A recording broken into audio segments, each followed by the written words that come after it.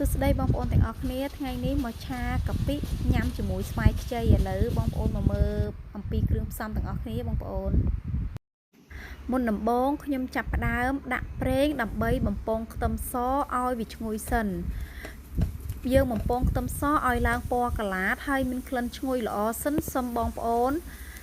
ដាក់ស្ករត្នោតចូលហើយចំពោះស្ករត្នោតនេះបងប្អូនគួរតែជ្រើសរើសយកស្ករថ្មីដើម្បីឲ្យកាពិឆាយើងមានក្លិនឈ្ងុយល្អហើយចំពោះស្ករត្នោតនេះយើងកូរវាឲ្យឡើងឲ្យពុះបងប្អូនឲ្យវាពុះល្អសិនណាមិនបាច់ដល់ឡើងជើងក្រងទេពេលណាឡើងជើងក្រងគឺវាធ្វើឲ្យកាពិឆាយើងស្អិតហើយបន្ទាប់មកទៀតខ្ញុំចាប់ផ្ដើមដាក់ជាមួយនឹងកាពិប៉ុន្តែលើកនេះខ្ញុំសូមប្រើកាពិកែវវិញពេលដែលយើងដាក់កាពិហើយបងប្អូនចាប់ផ្ដើមឆាវាជ្រុំដើម្បីឲ្យកាពិវារលាយចូលជាមួយនឹងស្ករត្នោតយើងឲ្យល្អសិនសុំយើងដាក់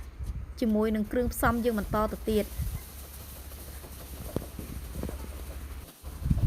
ហើយឥឡូវនេះកាពិយើងចូលគ្នាជាមួយស្ករល្អហើយណាបងប្អូនអញ្ចឹងខ្ញុំបន្ថែមទឹកបន្តិចទឹកសយើងណាបងប្អូនទឹកសុទ្ធឬក៏ទឹកដាំពុះក៏បានដែរបងប្អូនដាក់បន្តិចមកដើម្បីកុំឲ្យ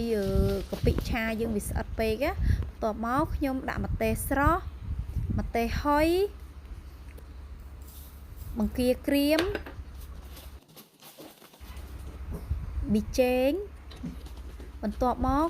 ខ្ញុំចាប់ផ្ដើមកូរឲ្យវាចូលគ្នាឲ្យសព្វល្អបងប្អូនយើងកូរគ្រឿងផ្សំដែលយើងបានផ្សំមិញហ្នឹងដើម្បីឲ្យវាចូលគ្នាឲ្យសព្វល្អហើយឲ្យវាពុះបងប្អូនឲ្យកាពិឆាយើងនឹងពុះសិនមិនបាច់ដល់រីងទេណាពេលណាវារីងទឹកគឺវាធ្វើឲ្យកាពិយើងស្អិតអញ្ចឹងបាក់ញ៉ាំណាហើយនេះត្រូវមកពុះមកណាបងប្អូនឲ្យត្រឹមតែមកពុះល្អមកបានហើយឆាកាពិអុកស្វាយខ្ចីហើយឥឡូវនេះកាពិឆាខ្ញុំពុះល្អហើយណាបងប្អូនខ្ញុំចាប់ផ្ដើមបិទភ្លើងហើយរួចរាល់ហើយណាបងប្អូនហើយបងប្អូនអាចមើលសភាពកាពិឆាយើងបានវាមានលក្ខណៈមិនរាវពេកហើយក៏មិនខាប់ពេកងាយស្រួលក្នុងការយើងយកទៅញ៉ាំជាមួយនឹងម្ជូរផ្សេងហើយធានាថាឆ្ងាញ់តែម្ដងបងប្អូន